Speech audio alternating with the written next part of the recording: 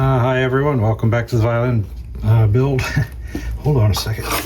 Alright, so I'm probably not going to do any work in this video. I'm just going to show you a little something. So someone in a comment asked if I was making the neck out of two different pieces of wood glued together, and that's because you can see the curly maple here, and also you can see a piece of scrap wood here, and you can see a little scrap wood here, and oops, here and here. That's poplar. Poplar is difficult to work with, but those are just scraps. That will not be part of the finished neck and scroll. And the reason for that is because here's a cross section of the scroll with the scraps glued on. Hold on a second. It's hard to see that in the light, isn't it? Hold on a second.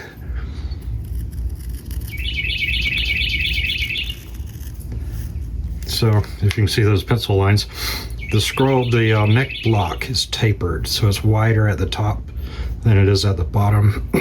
So I glue these scrap pieces on just so that I can get a square corner here and a square corner here.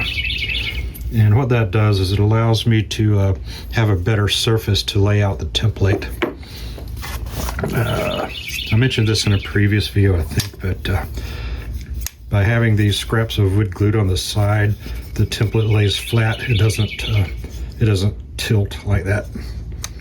And so that makes it easier to lay out the template, and also it makes it easier to saw it out on the bandsaw. So you've got the flat table of the bandsaw.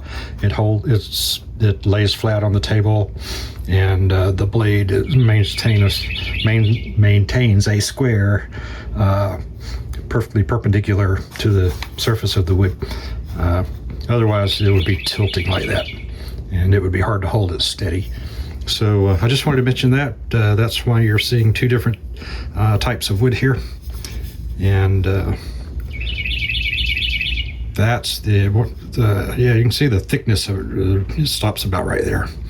But once I start cutting off all this waste wood and shaping the scroll, all of that scrap wood will come off, and the finished shape here will be wide here and narrow at the bottom. So these little scraps right here will come off also.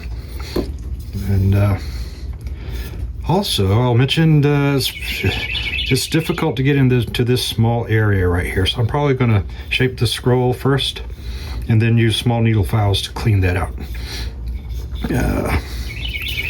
On my last build, I actually used a small drill bit to drill a hole right there, going that way all the way through, halfway through from each side.